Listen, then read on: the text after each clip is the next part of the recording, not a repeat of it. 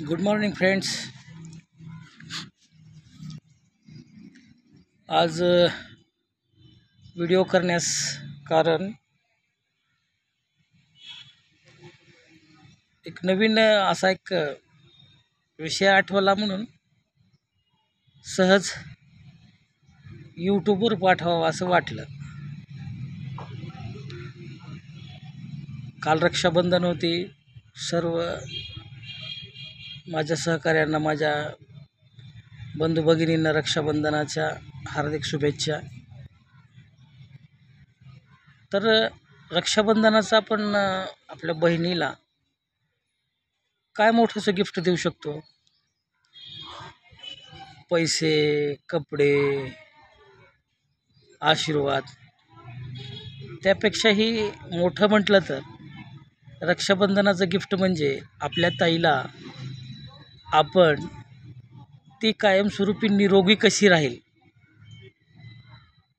हा आशीर्वाद दिला. तर हा आशीर्वाद म्हणजे न्यूट्रिशन क्लब.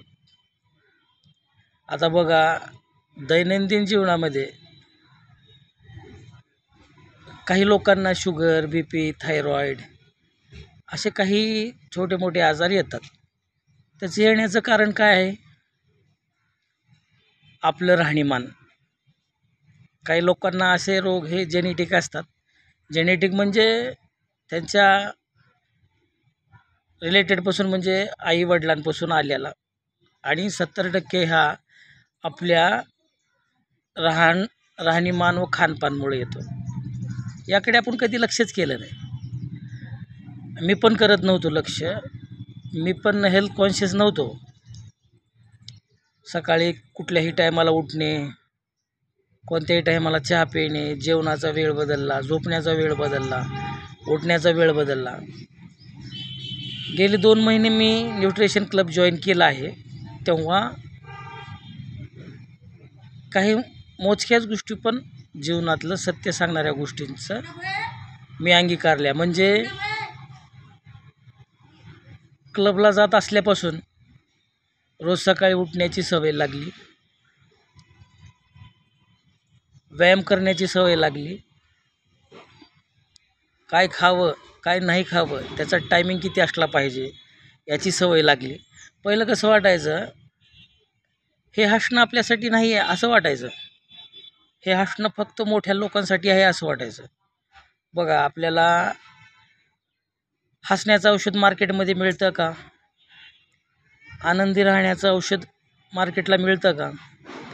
रोज चालण्याचं औषध आपल्याला मार्केटमध्ये मिळतं का? निरोगी राहण्याचं औषध मार्केटमध्ये मिळतं का? तर ते एकमेव ते मिळण्याचं ठिकाण आहे न्यूट्रिशन क्लब.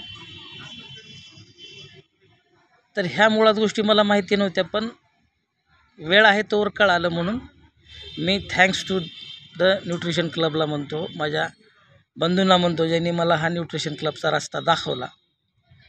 मी सतत या 2 महिन्यात माझ्या जवळच्या मित्रांना सांगण्याचा प्रयत्न करतो की बाबा, तुम्ही निरोगी राहा, तुमच्या घरच्यांना निरोगी राहण्याचा सल्ला द्या व निरोगी कसे राहतील त्याकडे लक्ष द्या. आज मुळात बघायला गेलं तर मार्केटमधले फ्रूट जे आहेत ते 100% नॅचरल नाही आहेत. जे मार्केटमध्ये फळे भाज्या येत आहेत ते 100% नॅचरल नाही आहेत.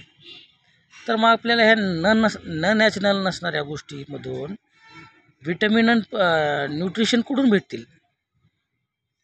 तर आज तुम्हाला सांगायची ही काकलूत. कारण कसं, आपल्या आसपास राहणारे हे 3 प्रकारचे लोक असतात. एक गरीब, एक त्याच्यापेक्षा थोडा म्हणजे एक मिडल क्लास, व त्याच्यापेक्षा एक थोडा म्हणजे श्रीमंत माणूस पकडूयात. ह्या तिघांना देखील एकच प्रॉब्लेम आहे. कोणता? सकाळी न उठणे, व्यायाम न करणे, वेळेवर जेवण न करणे. याच्यामुळं काय होतं, अवेळी येणारे रोग हे आपण आपल्या अंगामध्ये घेऊन बसतो. तर या रोगापासून कशी मुक्तता करायची? आता बघा, गरीब लोकांपाशी पैसा नसतो, पण पैसा नसल्यामुळे त्यांच्याकडे व्यायामाला देखील वेळ नसतो.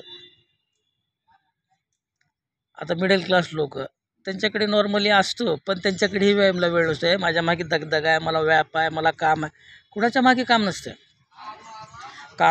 कामातून देखील आपल्या शरीरासाठी वेळ काढणं म्हणजे हेल्दी आणि हॅपी राहण्याचा मार्ग. आता श्रीमंत लोक काय म्हणतात, नाही मला टाईम नाही आहे, फलान नाही.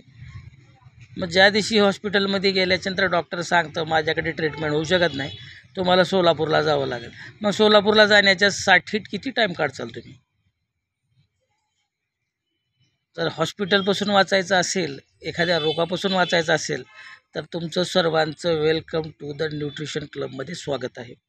न्यूट्रिशन ही काळाची गरज आहे. आज ना उद्या तुम्हाला हे घ्यावंच लागेल. कारण का आता तुम्ही कुठल्याही पदार्थाचं सेवन करत असाल तर ते 100% नॅचरल नाही आहे. तर लक्षात घ्या, पैसा असणारा देखील दुःखी आहे, पैसा नसणारा देखील दुःखी आहे.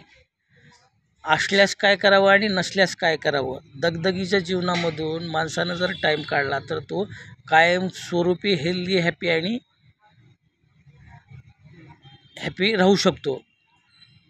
तर मला एक मुळाचा म्हणजे गोड सल्ला द्यायचा लोकांना एकच आहे, तुम्ही लातूरमध्ये न्यूट्रिशन क्लब खूप आहेत. तुम्ही कुठल्याही क्लबला जा व आपलं व आपल्या परिवाराचं निरोगी आयुष्य बनवा आणि हेल्दी हॅपी राहण्याचा प्रयत्न करा.